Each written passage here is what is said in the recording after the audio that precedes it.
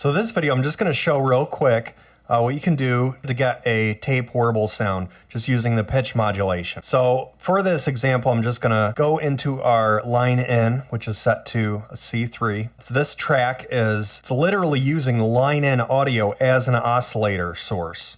So it's real time, so it's kind of cool. So I'm just going to play one of the synths here. Now as you can hear, it's just playing through. So all we have to do is go into modulation right here. It's the third button here, okay? Once you press that down here, this will be the amount of pitch that you want to change. This will be the rate that you want that pitch change to happen. So let's just turn it up just so you can hear it in my voice here.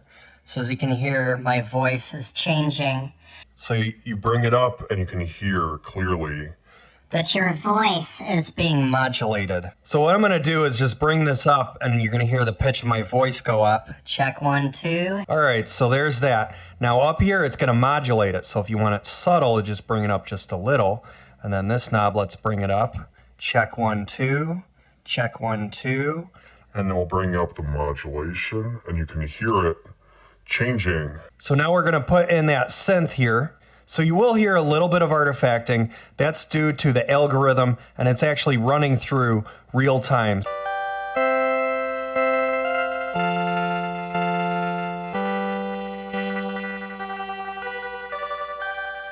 Adding a little bit of delay and some reverb.